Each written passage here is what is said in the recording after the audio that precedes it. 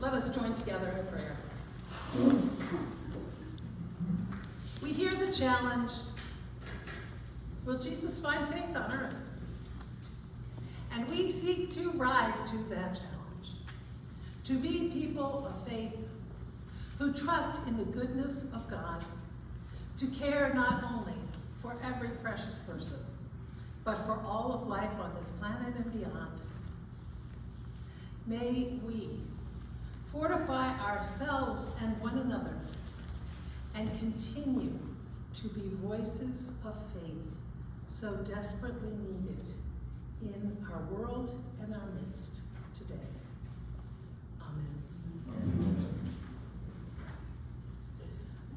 One way to think about God is that there's this wonderful God that intends good for us, who wants our needs to be met, wants us to take joy and delight in life, wants us to care for each other and enjoy this gift of life.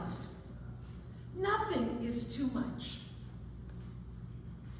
Then there are our actual lives, with peaks and valleys, challenges, triumphs, struggles, disappointment, tragedy, delight, joy. I mean, it's a pretty crazy mix.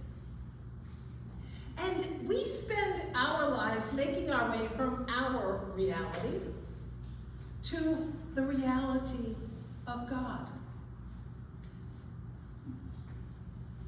We learn to trust and to count on the greater good.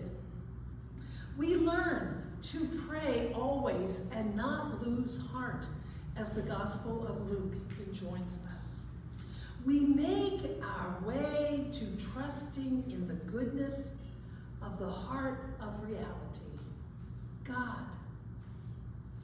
And in between facing our troubles and leaning on that trust, well, it's a journey.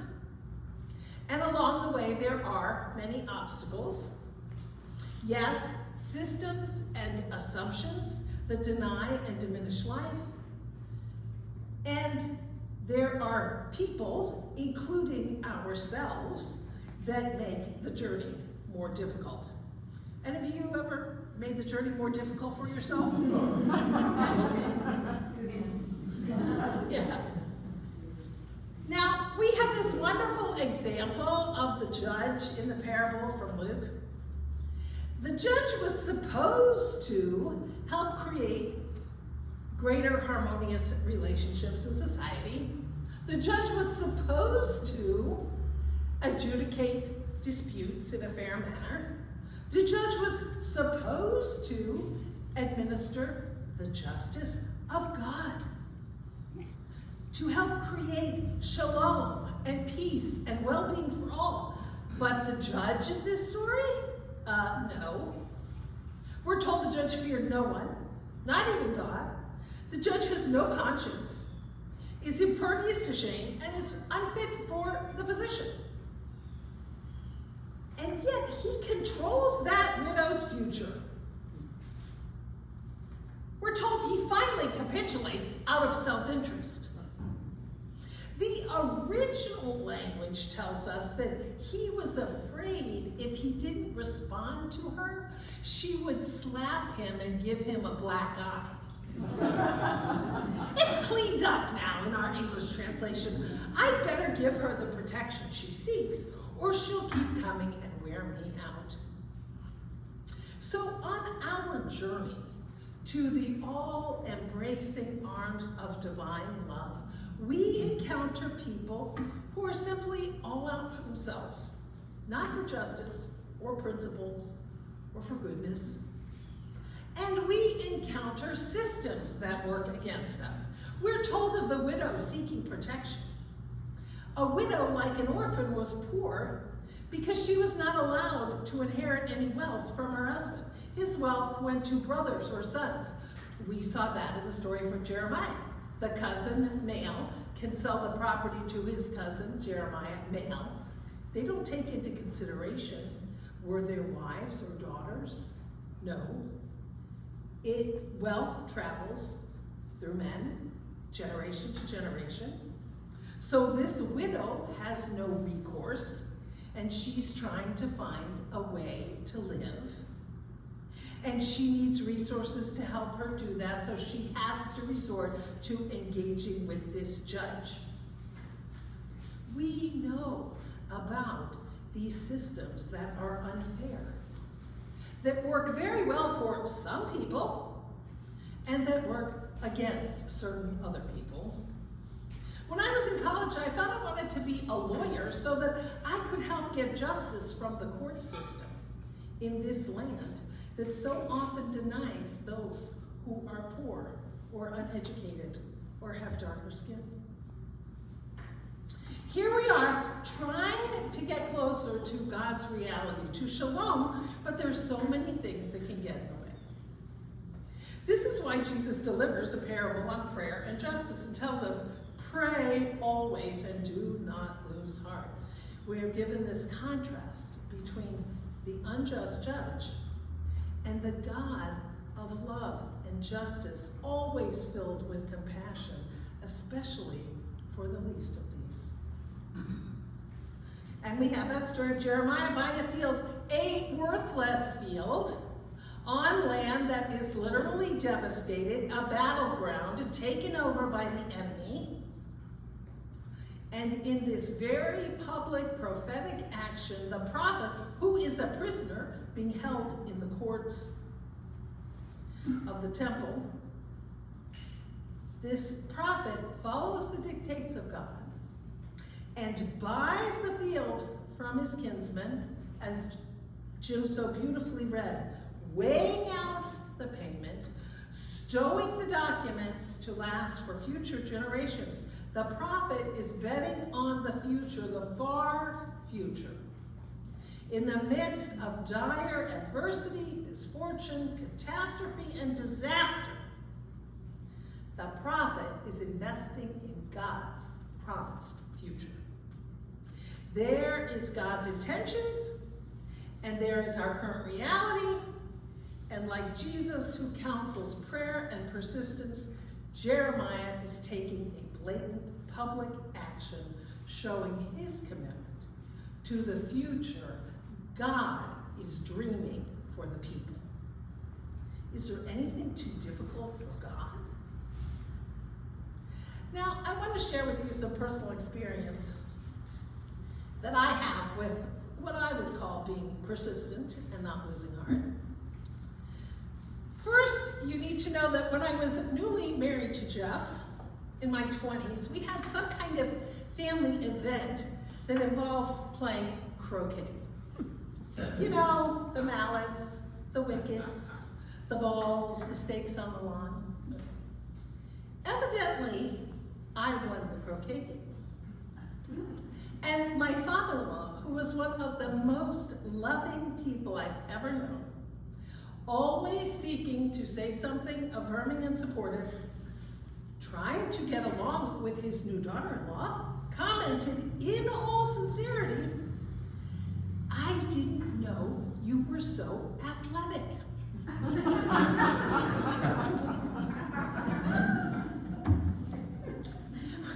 I assured him that my success at croquet was no indicator of my athleticism. I am not athletic, I never have been athletic, and I probably never will be athletic. I'm not even interested in watching sports on TV. But you probably figured that out since I use so few examples in sermons.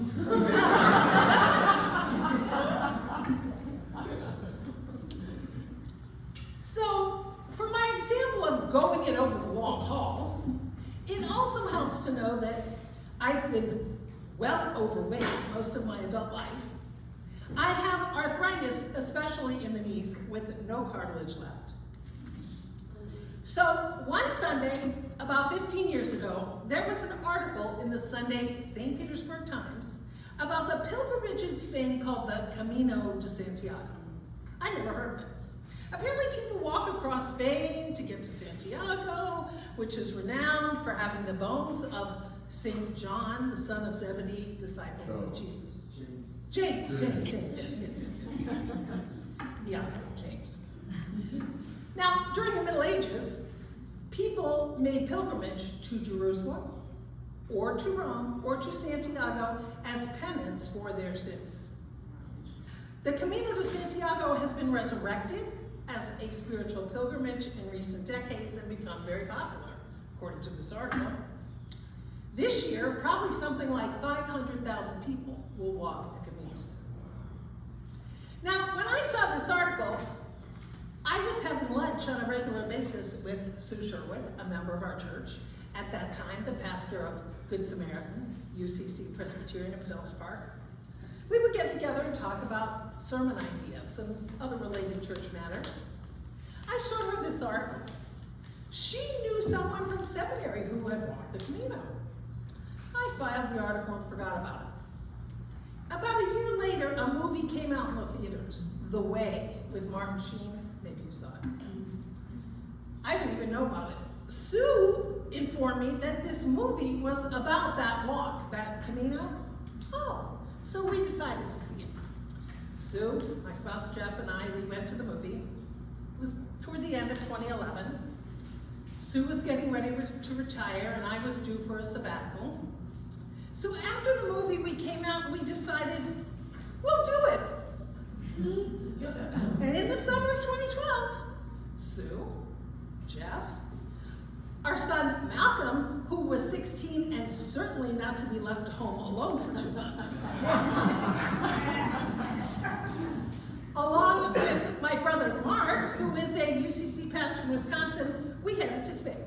We flew to Barcelona, made our way to Saint-Jean-Pied-de-Port in southern France, and started walking for 33 days, about 780 kilometers, which is just under 500 miles. We stayed mostly in hostels with bunk beds. We were not part of any tour or travel service. We just went over to Spain, and mind you, only Malcolm spoke Spanish, and we made our pilgrimage. Then, 5 years later, Jeff and I walked the Camino Portuguese from Lisbon to Santiago. That was shorter, just under 400 miles. Then in 2022, 10 years after our first pilgrimage, Jeff and I walked the Camino del Norte, which hugs the northern coast of Spain with beautiful ocean views, lots of altitude change, 513 miles. We flew to Paris, took the train to the end of the line in France at Hendaye, then walked across a bridge over a river, and we were in Spain and on our way. Some days, we walked for 10 hours, maybe up to 15 miles. In 2024, I walked the short Camino Inglés, only 73 miles, with our son Sterling and our son-in-law, Andy. It was short, and the boys spoiled me the entire way, carrying my gear to lighten my pack, having my bunk all made at the hostel when we got there at the end of the day. It was very nice. In the next year or two, Jeff and I are planning to walk Camino de la Plata from Seville to Santiago. Now, at the beginning, the idea of walking such great distances seems absurd and certainly unachievable for someone in my state. And then the next thing you know, you're walking down the cobblestone street beside the cathedral in Santiago under the archway where the bagpiper plays and spilling out into the Plaza do Obridorio in front of the cathedral, which is so massive and ornate, it's easy to understand how pilgrims in the Middle Ages got to Santiago and thought they'd arrived in heaven. Okay, so doing all this walking with just 2 sets of clothes, it's pretty out of character for me. And I love it. I get up in the morning, and all I have to do that day is walk. Follow these shells, these markers, then walk. I don't have to call anyone, write an email, work on a sermon, get the pool cleaned, go to a doctor's appointment, nothing. We could tell you story after story about the goings-on while we're there in Spain. It is not boring.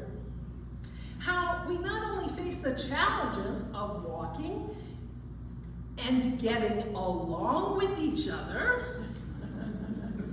but also the challenges we find in the people we meet, and those who help us, and those that we help. Surprisingly, we're pretty good at encouraging others, especially young people. And then there are the glories of the Spanish countryside and the amazing churches. Here's one glimpse. We were walking Del Norte in 2022. As I walked through a random small town, someone called to me from the second-story window of a building, "Kim! Kim!"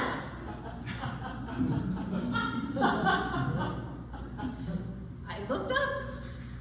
It was a young man we had met the night before at the hostel that we stayed at. He yelled to me that, "Oh, Jeff just passed by about a half an hour ago." He was reporting to me about my husband's location. I thanked him and I waved. I didn't even know the young man's name. Jeff makes many friends along the Camino, and that's a big help. But on the way, you just know that you're never alone. There's always somebody to help you or to encourage you, to share their aches and pains with you, so you know you're not the only one. Oh, and by the way, I keep all my Camino gear, which I do not use day in and day out, all in my backpack, my hiking poles at the ready, and my passport up to date, so I am basically always ready to leave for Spain. How weird, especially for someone as unathletic as I am. Now, upon returning to regular life, I find myself thinking about how we are all on this pilgrimage through this life, with delights and challenges, here to help each other along the way. I think the Camino is my pray without ceasing, my do not lose heart. The evidence of the staff of faith that sees you through unimaginable challenges, the marathon, the endurance test, the path of perseverance, one step at a time, and then you've gone 500 miles. I think about it every day, absolutely every day, since we first went in 2012. The journey from where we are and where we want to be can be very hard. I know that so many of you have seen these kind of hard times, unimaginable hard times. And I know that like that widow, you do not give up. You keep trusting in the intentions of a God of love that wants us to have what's good for us yesterday. What's good for us, we want to remember, may not necessarily be what we think we want. But the Bible tells us of a God of goodness, abundance, and justice, seeking to provide for all of creation, our highest good, all the time. And there's that journey between God's dream and our reality. And we must pray and persist so that we do not lose heart. On the Camino, many use the greeting, Bien Camino. It means sort of, have a nice day, have a good Camino. But there's an older, more traditional greeting that you still hear sometimes. People might say, Ultrea, or Ultrea e Suseo. It's a greeting from the Middle Ages that means to go beyond, go further, to go higher, to go upward. We're here to make our journey together, onward, further, higher, upward, toward the justice and compassion of God for all of us and for this world. If you're struggling, remember, Ultrea, onward. When the way is hard, you're not alone. Let the love of those around you carry you forward. That's why the church is here. Don't give up. Pray always and do not lose heart. And when you don't have it in you, let someone who cares carry you along.